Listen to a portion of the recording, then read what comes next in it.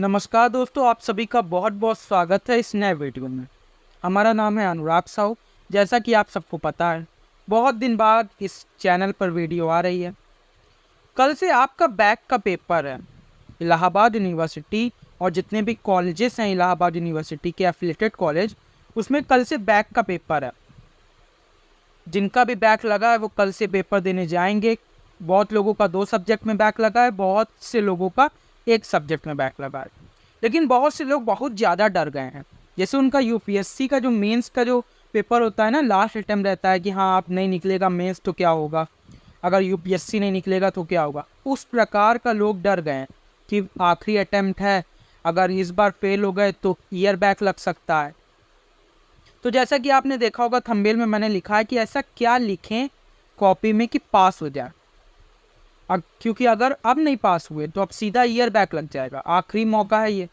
तो कॉपी में क्या लिखे, आज मैं इसी चीज़ पे यहाँ पे चर्चा करूँगा, इसी चीज़ पे बात करूँगा कि आपको बैक की जो आपकी कॉपी है उसमें क्या क्या चीज़ें लिखनी चाहिए। क्योंकि बहुत से बच्चे इलाहाबाद यूनिवर्सिटी में टॉप भी करते हैं, आपने देखा होगा कोई ना कोई तो टॉप करता ही है। तो ऐसा क्या लिखते हैं अपनी कॉपी में जिससे वो टॉप कर जाते हैं, अच्छे नंबर पा जाते हैं, 70+ नंबर पाते हैं। तो वो लोग क्या लिखते हैं अपनी कॉपी में और क्या आप गलती करते हैं जो आप बैक लग जाता है आपका या ईयर बैक लग जाता है। तो इसको बहुत ध्यान से देखिए, आज मैं आपको सब कुछ बता दूंगा कि एक टॉपर अपनी कॉपी में इलाहाबाद यूनिवर्सिटी में क्या लिखता है और प्रोफेसर क्या देख कर नंबर देते हैं। क्योंकि नंबर तो देते हैं, भले ही कम लोग को देते हैं लेकिन देते तो हैं ही नंबर। तो ऐसा क्या चीज़ देखते हैं कॉपी में कि नंबर दे देते हैं, आज मैं इसी चीज़ पे यहाँ पे बात करूँगा। देखिए बैक का आपको पेपर है, तो बैक के पेपर में आपको इन चीज़ों को बहुत ध्यान से समझना है, बहुत ध्यान से इन चीज़ों को ध्यान में लेके चलना है। सबसे पहले की पॉइंट। की पॉइंट क्या है, जब आप कोई भी आंसर लिखिए, देखिए बैक का पेपर आपका है तो या तो आपका थ्योरी का पेपर होगा, या तो आप पूरा थ्योरी का पेपर दे के आएंगे, थ्योरी सब्जेक्ट का पेपर, या तो आपका न्यूमेरिकल सब्जेक्ट का पेपर होगा, न्यूमेरिकल सब्जेक्ट का। यही 2 सब्जेक्ट का पेपर होगा। जो न्यूमेरिकल सब्जेक्ट उसमें भी कुछ थ्योरी पूछते हैं इलाहाबाद यूनिवर्सिटी में, लेकिन अगर थ्योरी का आपका पेपर है तो प्योर वो थ्योरी रहते हैं। तो इन्हीं 2 चीज़ों का आपका पेपर होगा, या तो आपका पेपर पूरा थ्योरी होगा या तो आपका पेपर न्यूमेरिकल होगा। न्यूमेरिकल में भी थ्योरी आती है। तो की पॉइंट आप दोनों ही पेपर को ध्यान में रखकर लिख सकते हैं। अब की पॉइंट लिखना कैसे है, क्या होता है की पॉइंट।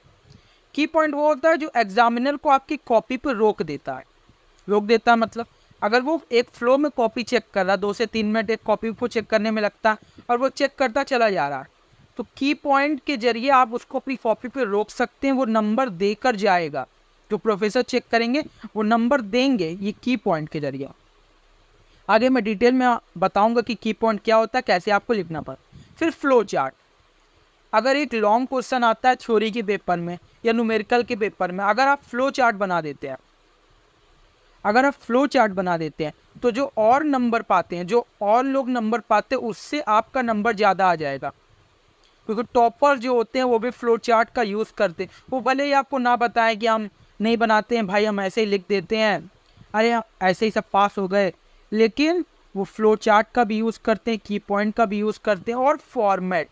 अगर आपका न्यूमेरिकल सब्जेक्ट का पेपर है तो ये बहुत ज़्यादा इंपॉर्टेंट है। इलाहाबाद यूनिवर्सिटी में स्टेप मार्किंग होती है। अगर आप ये सोच रहे हैं कि स्टेप मार्किंग नहीं होती है, जब आपका स्टेप समझ में आएगा तब तो आपको स्टेप मार्किंग दी जाएगी। कुछ बच्चे ऐसा लिखते हैं कि उनका स्टेप ही नहीं समझ में आता कि कौन से स्टेप पे वो कौन सा आंसर को सॉल्व कर रहा है, तो उनको स्टेप मार्किंग नहीं मिलती है। लेकिन इलाहाबाद यूनिवर्सिटी में जो प्रोफेसर वो स्टेप मार्किंग देते हैं, अगर आपका स्टेप सही रहेगा तो आपको मार्किंग मिलेगी, मार्क्स जरूर मिलेंगे।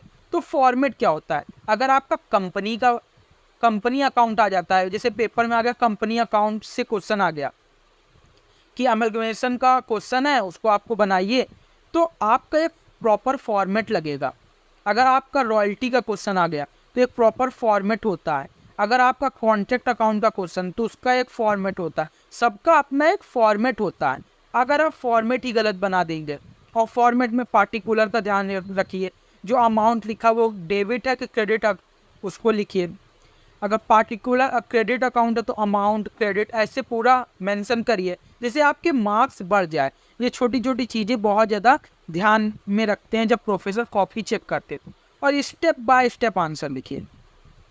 बहुत बच्चे क्या करते हैं, पहला आंसर लिखिए, फिर चले गए सबसे लास्ट वाले आंसर लिख दिए, फिर आ गए पहला वाला आंसर लिख दिए। बहुत बच्चे बोलते हैं जो हमको आता है उसको हम पहले करते हैं। तो ये सब करने से ना आपका या तो एग्जामिनर भ्रमित हो जाता है, वो कॉपी में नंबर नहीं देता, या तो आपका सीधा फेल कर देता है। जब आप क्वेश्चन पेपर देखेंगे तो उसमें जो पहला सेक्शन होता है वो कंपलसरी होता है, उसमें 2 क्वेश्चन आते हैं, उनको चाहे तो आप पहले अटेम्प्ट कर लीजिए या फिर उसको लास्ट में अटेम्प्ट करिए। तो ध्यान रखिए, इसको स्टेप बाय स्टेप आंसर लिखिए। फ्लो चार्ट क्या होता है मैं आपको बताता हूँ। देखिए ये है फ्लो चार्ट, इसको आप यूज़ कर सकते हैं। बहुत से फ्लो चार्ट अगर आप इंटरनेट खोजते हैं तो उसमें बहुत से फ्लो चार्ट आपको मिल जाएंगे। ये सब फ्लो चार्ट है, इसको आप यूज़ करिए अपने आंसर में, आपका आंसर दिखने में सुंदर लगे। भले ही आंसर ज़्यादा अच्छा नहीं लिखा गया है, ऐसे लिख दिए हैं, लेकिन देखने में तो अच्छा लगेगा। तो फ्लो चार्ट का यूज़ करिए। देखिए ये कितना सुंदर फ्लो चार्ट है, इसको आप यूज़ कर सकते हैं। अगर आप इंटरनेट खोलते हैं तो बहुत से फ्लो चार्ट आपको मिल जाएंगे। ये वाला फ्लो चार्ट देखिए, जो कैरेक्टरिस्टिक्स आते हैं, जो फीचर्स आते हैं, इसको आप प्रेजेंट कर सकते हैं ऐसे, और आपका पेज भी बढ़ जाता है और प्रोफेसर सोचते हैं कि ये लड़का पढ़ने वाला है, अच्छे नंबर भी देखे जाते हैं। देखिए ये फ्लो चार्ट आप यूज़ कर सकते हैं, इसको आप यूज़ कर सकते हैं। यहाँ पे आप देख सकते हैं अगर कोई चीज़ है उसके 2 टाइप है, मान लीजिए ट्रेड है उसके 2 टाइप है, तो उसको आप यूज़ कर सकते हैं। कोई चीज़ है उसका 3 टाइप है, टाइप लिखना है तो उसको आप यहाँ पे मेंशन कर सकते हैं। फिर उसके अगर 2 टाइप है तो उसको आप यहाँ पे कर सकते हैं। इस प्रकार आप दिखा सकते हैं अपने आंसर को इफेक्टिव बनाने के लिए। तो ये फ्लो चार्ट हो गया। अब मैं आपको बताता हूँ कि एक प्रॉपर आंसर क्या होना चाहिए इलाहाबाद यूनिवर्सिटी में, और आप क्या लिखते हैं, दोनों में अंतर होता है। एक प्रॉपर आंसर कैसा लिखा जाना चाहिए और आप क्या लिख के आते हैं, ये दोनों बातें अलग अलग हैं। आपसे पूछा गया यहाँ पे क्वेश्चन में व्हाट इज ट्रेड, ट्रेड क्या है, व्यापार क्या है। What are the characteristics of trade, जो ट्रेड होती है उसकी कौन कौन से कैरेक्टरिस्टिक्स होते हैं, कौन कौन से फीचर्स होते हैं। तो बहुत बच्चे क्या करेंगे, यहाँ पे डालेंगे ट्रेड, ट्रेड डालें, यहाँ पे पहले डिफाइन करेंगे ट्रेड क्या होता है, ट्रेड पूरा लिखेंगे। फिर देखेंगे अच्छा पेज नहीं भर रहा, और लिखेंगे नीचे, तो एक पेज लगभग वो ऐसे ही करेंगे। फिर दूसरे पेज पे क्या करेंगे, वो कैरेक्टरिस्टिक्स डालेंगे। यहाँ पे कैरेक्टरिस्टिक्स बड़ा बड़ा डालेंगे कि कैरेक्टरिस्टिक्स इसका लिखना है। पेन चेंज कर लेता हूँ मैं, यहाँ पे कैरेक्टरिस्टिक्स ऑफ ट्रेड इसको डालेंगे। फिर यहाँ पे लिखना चालू करेंगे, number 1 economic activity, number 2 continuous process, number 3 और भी जो होते हैं ट्रेड के कैरेक्टरिस्टिक्स या फीचर्स, उसको लिखेंगे। इस प्रकार का वो आंसर फ्रेम करेंगे और फिर सोचेंगे बहुत अच्छा नंबर मिल जाए। इस प्रकार का अगर आप आंसर लिखते हैं तो ये जनरल आंसर है जो सब बच्चे लिखते हैं, इससे आपको नंबर मिलना बहुत ज़्यादा मुश्किल है। कैसे लिखना कैसे है मैं आपको बताता हूँ। यहाँ पे आप लिखिए ट्रेड, पहले हेडिंग डालिए ट्रेड, जो पहले लिख रहे थे पहले लिख दीजिए 2-4 लाइन अपने से, जो ट्रेड की आप परिभाषा याद थी उसको लिख दीजिए कि ट्रेड क्या हो। फिर 2 लाइन छोड़िए, कोई थिंकर की अगर आपको परिभाषा याद है, कोई थिंकर अगर डिफिनेशन दिए हैं तो उसको लिख दीजिए थिंकर। देखिए मैंने यहाँ पे लिखा भी है, अगर कोई थिंकर की आपको परिभाषा याद है तो उसको लिख दीजिए। थिंकर की परिभाषा यहाँ पे ऐसे ब्रैकेट बना के लिखा जाता है, पता होगा आप, ऐसे थिंकर की परिभाषा लिख दीजिए। फिर क्या करिए, कोई अगर की पॉइंट आपको याद है, मतलब ट्रेड से रिलेटेड है, तो याद करिए कौन से की पॉइंट बन सकते हैं। जरूरी नहीं है कि एकदम सेम वही चीज़, मतलब ट्रेड कब स्टार्ट हुआ, जरूरी नहीं कि यही चीज़ लिखी। जैसे एक ऑर्गेनाइजेशन है वर्ल्ड ट्रेड ऑर्गेनाइजेशन, WTO उसको बोलते हैं, इसकी स्थापना होती है 1 जनवरी 1995 को। अगर ये आपको याद है तो इसको आप लिख सकते हैं यहाँ पे ब्लैक पेन से, और ब्लैक और ब्लू दोनों का यूज़ करिए, ऐसा नहीं कि सिर्फ ब्लू से लिखे जा रहे हैं ब्लैक से लिखे जा रहे हैं।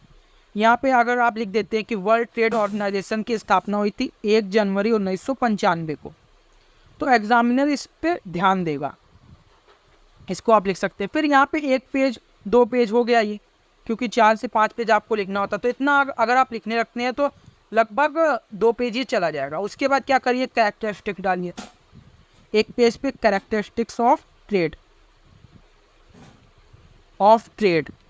इसको डाल दिए। तो यहाँ पे डायरेक्ट नंबर 1 डाल के ये, नंबर 2 डाल के ये ऐसे मत लिखिए। फ्लो चार्ट जो मैंने ऊपर बताया है ये, इसका यूज़ करिए। पहले आप जितने भी आपको याद आ रहे हैं, जितनी भी हेडिंग याद आ रही है, उसको इस प्रकार के फ्लो चार्ट्स में, जैसे ये फ्लो चार्ट है, देखिए कितना सुंदर लग रहा है, इसको आप पहले यहाँ पे बना दीजिए। एक फ्लो चार्ट ऐसे यहाँ पे एक बना दीजिए। फिर अगले पेज से एक एक करके उसको डिफाइन करिए कि पहला ये था, दूसरा ये था, तीसरा ये था। तो इस प्रकार एक स्ट्रक्चर होता है, एक ढांचा होता है किसी भी क्वेश्चन के आंसर को लिखने का। अगर आप इस प्रकार लिखते हैं तो अच्छा नंबर भी आप पा जाएंगे और बहुत अच्छे नंबर से आप पास हो जाएंगे, क्योंकि बैक पेपर बहुत ज़्यादा इजी बनता है। बहुत ज़्यादा टफ पेपर इलाहाबाद यूनिवर्सिटी में बैक का नहीं बनता है। अगर आपने अकाउंटिंग में आपका बैक लगा है तो मेरे चैनल पे डला हुआ है अकाउंटिंग का बैक पेपर, बिजनेस लॉ का बैक पेपर मैंने अपने चैनल पे डाल रखा है। उसको आप देख सकते हैं कैसे प्रीवियस ईयर में पूछा गया था। इसको आप ध्यान में रख के अपनी तैयारी को कर सकते हैं, क्योंकि आप तैयारी तो हो चुकी होगी, बस आपको आंसर कैसे लिखना है ये मैं आज बताने आपको आया था। तो वीडियो देखने के लिए आप सबका बहुत बहुत धन्यवाद, बहुत बहुत शुक्रिया। Thank you so much.